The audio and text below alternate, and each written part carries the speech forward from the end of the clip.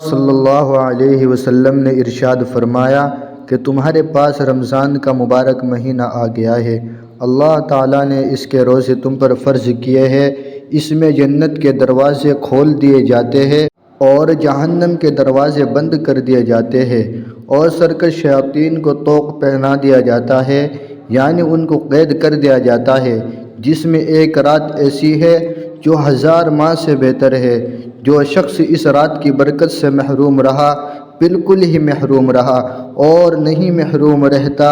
اس سے مگر ہر بے نصیب۔ رسول اللہ صلی اللہ علیہ وسلم نے ارشاد فرمایا، جب رمضان کی پہلی رات ہوتی ہے تو سرکش شیاطین اور جنات قید کر دیے جاتے ہیں اور دوزخ کے دروازے بند کر دیے جاتے ہیں، پس ان میں کوئی دروازہ پورے مہینے تک نہیں کھولا جاتا، اور جنت کے دروازے کھول دیے جاتے ہیں، پس ان میں سے کوئی دروازہ بند نہیں کیا جاتا، اور پکارنے والا پکارتا ہے کہ اے خیر کے طلبگار آگے بڑھو، اور اے برائی کے چاہنے والے برائی سے رک جا۔ اور رمضان کی برکت سے اللہ کے لیے بہت سے لوگ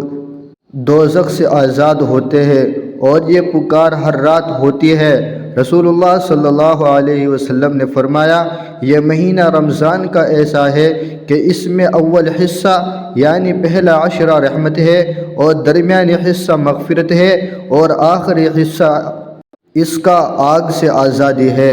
اور جس نے اس ماہ میں اپنے باندی اور غلام بوجھ ہلکا کیا، یعنی ان سے خدمت لینے میں تخفیف کر دی، اس کو اللہ تعالیٰ بخش دیتا ہے اور دوزخ کی آگ سے آزاد کر دیتا ہے۔ اور جو شخص اس ماہ میں روزے دار کو پیٹ بھر کھانا کھلا دے، اس کو اللہ تعالیٰ میرے حوض کوثر سے سیراب کرے گا، پھر اس کو جنت میں جانے تک پیاس ہی نہیں لگے گی۔ حضرت ابو سعید خدری رضی اللہ عنہ سے روایت ہے کہ رسول اللہ صلی اللہ علیہ وسلم نے ارشاد فرمایا، جب رمضان کی پہلی رات ہوتی ہے تو آسمان کے دروازے کھول دیے جاتے ہیں، اور پھر ان میں سے کوئی دروازہ بند نہیں ہوتا یہاں تک کہ رمضان کا آخری رات ہو جاتی ہے، اور کوئی ایماندار بندہ ایسا نہیں جو ان راتوں میں کسی رات میں نماز پڑھے، مگر اللہ تعالیٰ ہر سجدے کے بدلے 1500 نیکیاں لکھتا ہے، اور اس کے لیے جنت میں ایک گھر سرخ یاقوت سے بناتا ہے جس کے 7000 دروازے ہوگے، اور ان میں سے ہر دروازے کے متعلق ایک سونے کا محل ہوگا جو سرخ یاقوت سے آراستہ ہوگا۔ پھر جب رمضان کے پہلے دن کا روزہ رکھتا ہے تو اس کے